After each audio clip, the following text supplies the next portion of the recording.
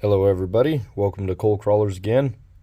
So now I just got my new double barrel shocks for the Bronco, and they came with a whole bunch of different springs. They came with the black ones stock, which by far look the best. They are the stiffest though.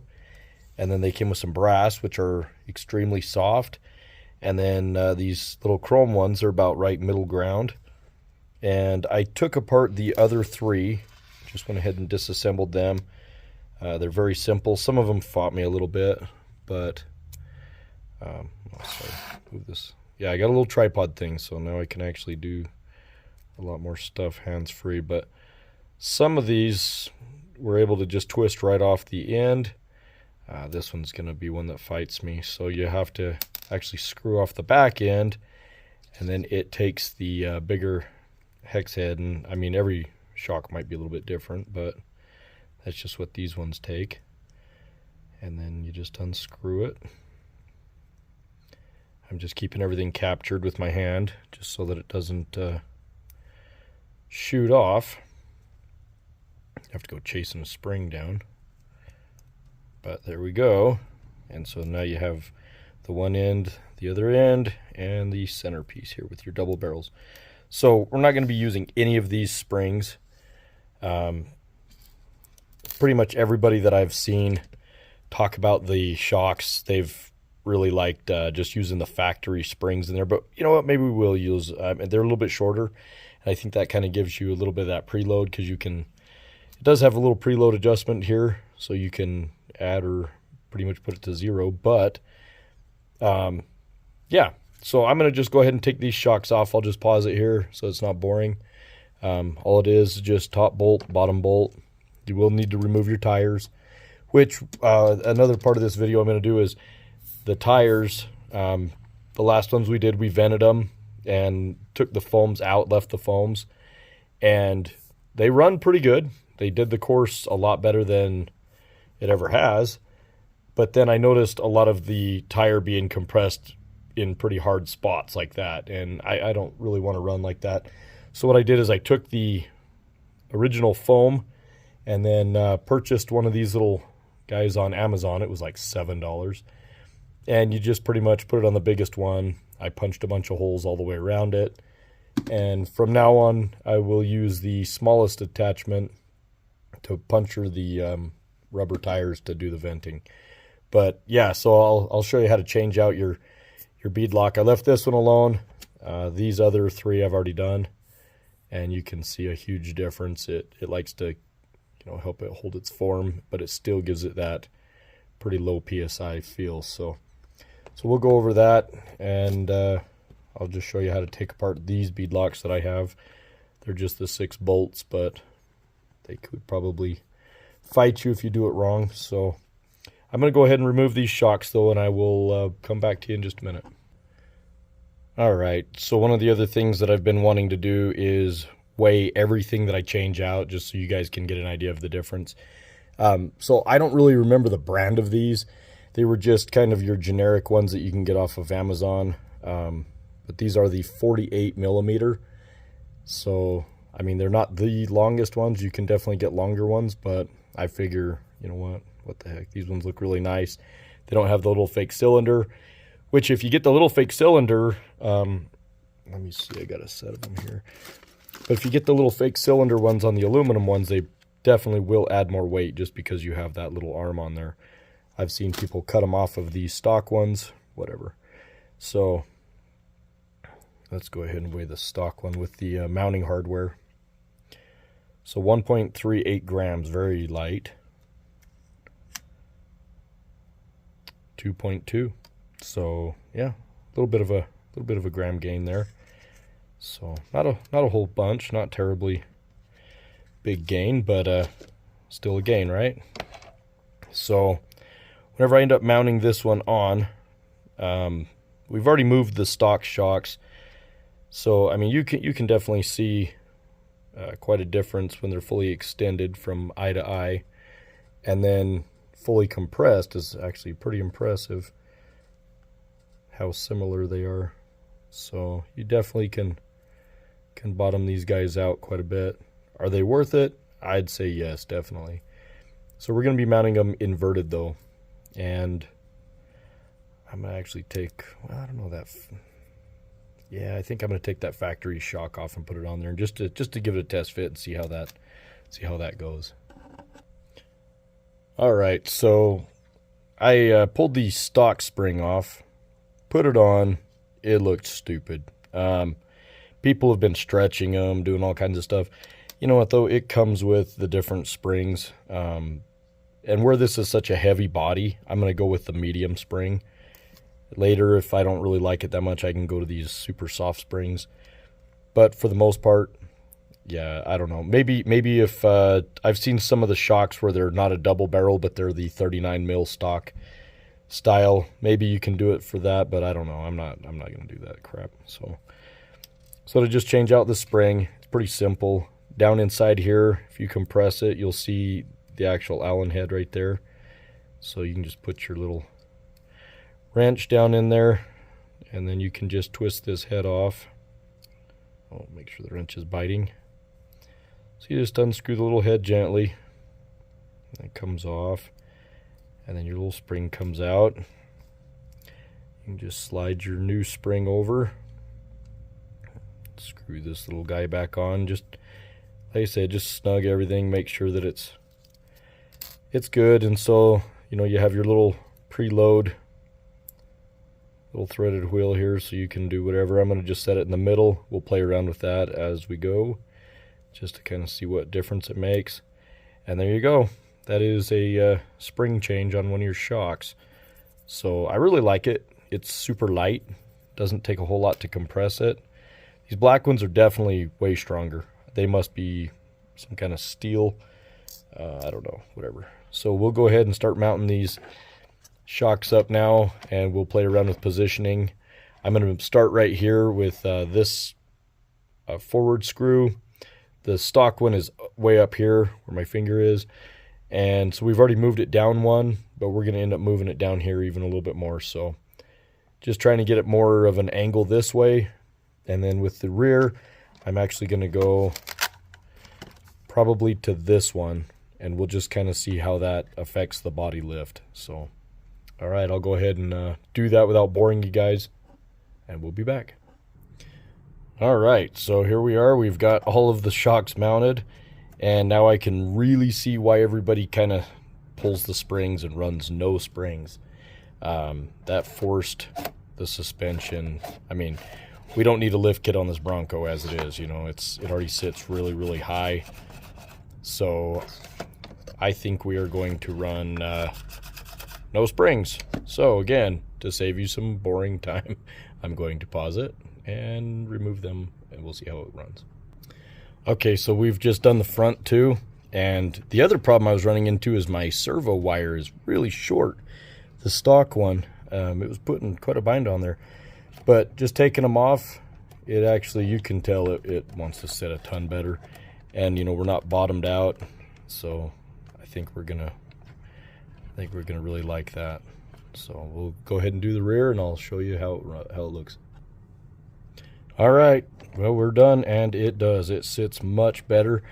It pretty much goes all the way down compressed. That looks like about the same height as what I had before.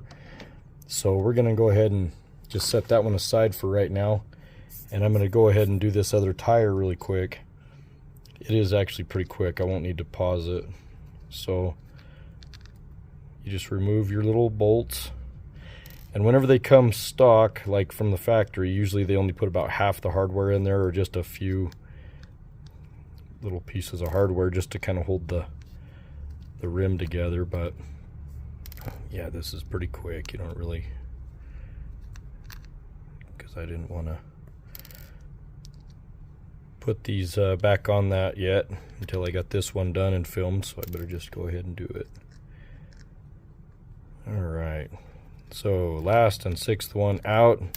Like I said, normally you'll have 3, so then you'll just pop out the little back retainer, your front, and then you've got the little center disc there.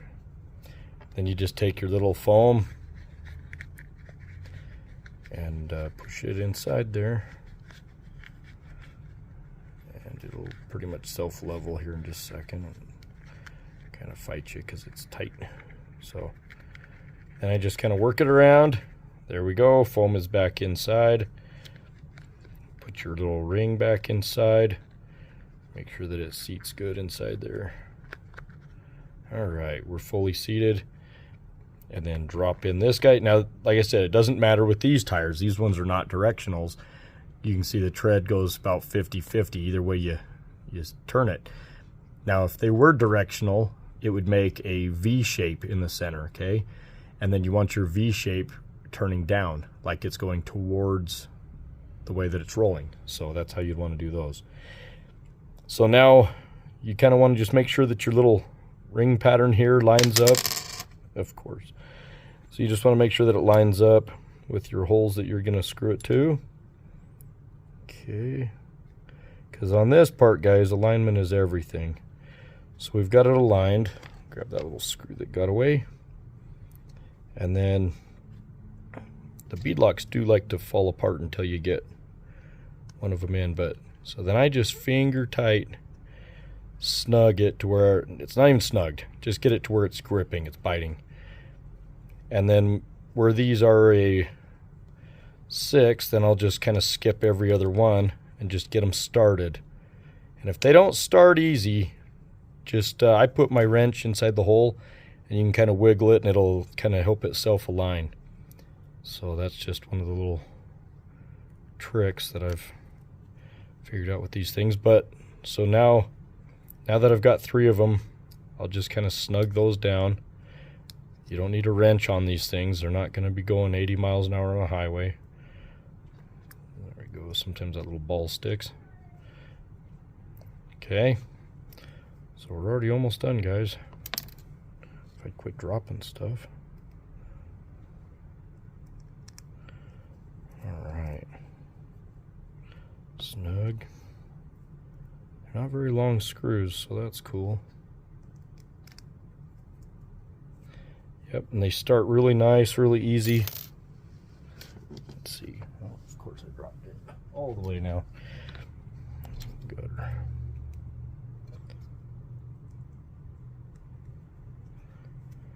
All right.